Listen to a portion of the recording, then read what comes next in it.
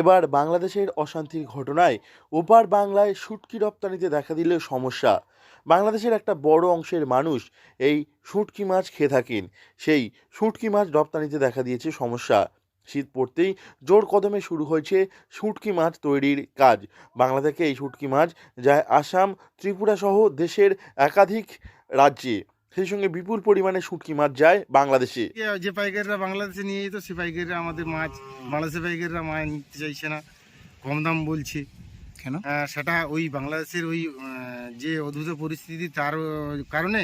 কিন্তু মাছ আমরা যে কাঁচা মাছ কিনে ফেলেছি অনেক দামে, বাজার পরস্পর যে দামে বিক্রি হতো তার সেরকম দামে কিনেছি, কিন্তু এখন বাংলাদেশের ওই অদ্ভুত পরিস্থিতির উপরে তার কারণে হোক বা অন্য কোনো কারণ বা তারা সুযোগ নিচ্ছে হোক, অনেক কম দাম বলছে, এর কারণে আমরা খুব ক্ষতির শিকার হচ্ছি।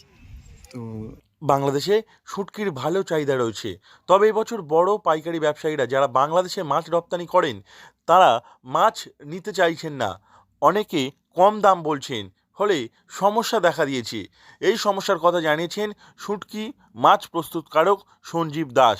বছরের এই কয়েকটা মাস এই শুটকি প্রস্তুত করা হয়, সেখানে দাম কম পেলে মৎস্যজীবীরা ক্ষতির মুখে পড়তে পারে বলে জানিয়েছে অপর এক মৎস্যজীবী অমিয় দাস।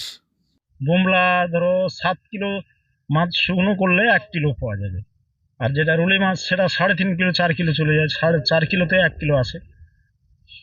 কোন কোন মাসে করেন? এটা কার্তিক, অঘ্রান, পৌষ, মাঘ, এই 4 মাস। আগে করতে পারেন না, কারণ না, আগে সম্ভব না, শুটকি তৈরি করা বর্ষা থাকে বা গরম থাকে, গরমে শুটকি তৈরি করা যায় না। আর শীতকালে এটা বেস্ট। আমাদের 30 জন 40 জন করে একটা ফার্মে আছে। এই শুটকি মাছ বিক্রি করে অনেক পরিবারের সংসার চলে যায়।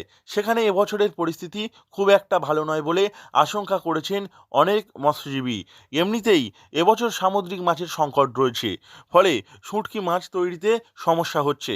তার উপর প্রস্তুত করার পর শুটকি মাছ বিক্রি না হলে খুবই সমস্যা হবে বলে জানিয়েছেন মৎস্যজীবীরা।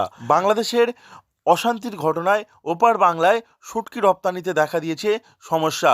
বাংলাদেশের একটা বড় অংশের মানুষ এই শুটকি মাছ খেয়ে থাকেন, তবে এবছর যে পরিস্থিতি রয়েছে সেই পরিস্থিতিতে বাংলাদেশে শুটকি মাছ রপ্তানিতে প্রভাব পড়ছে বলে জানিয়েছেন এপার বাংলার মৎস্যজীবীরা। দক্ষিণ চব্বিশ পরগনা থেকে নবাব মল্লিকের রিপোর্ট, লোকাল 18 বাংলা।